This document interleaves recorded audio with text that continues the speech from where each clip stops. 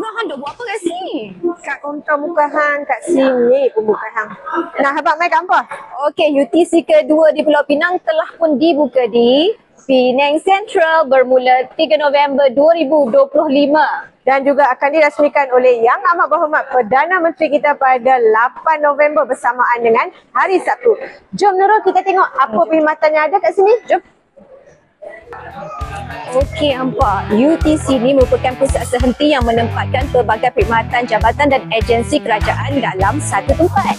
Kira semua urusan ni buat kat tempat ni je. Tak payah pergi merata dah. Betul, semua urusan boleh dilakukan di sini.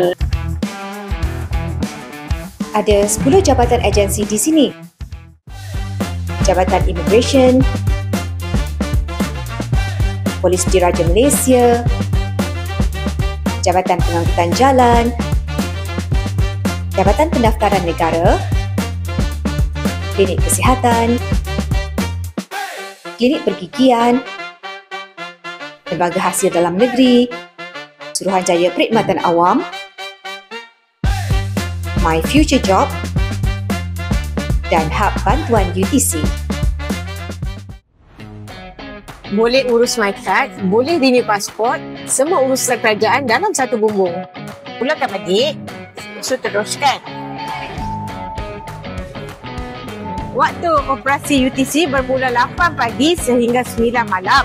Untuk jabatan dan agensi kerajaan seperti Jabatan Pengangkutan Jalan, PDRM, Jabatan Immigration, Klinik Kesihatan dan juga Pergigian. Lagi Nurul? JPN.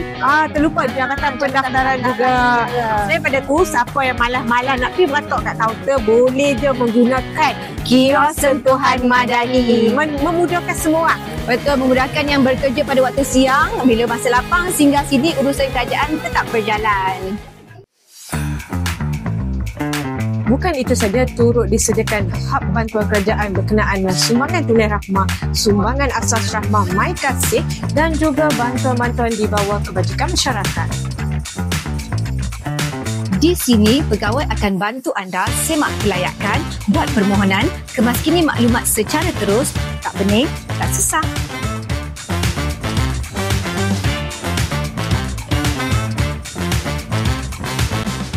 Satu lagi kelebihannya, lokasi Penang Central ini sangat strategik. Terletak di hub pengangkutan Penang Central, train, bas, feri, semua ada. Senang sampai, senang balik. Jadi, tunggu apa lagi? Jom gunakan kemudahan di UTC. Lebih akses, lebih mudah, lebih dekat dengan rakyat.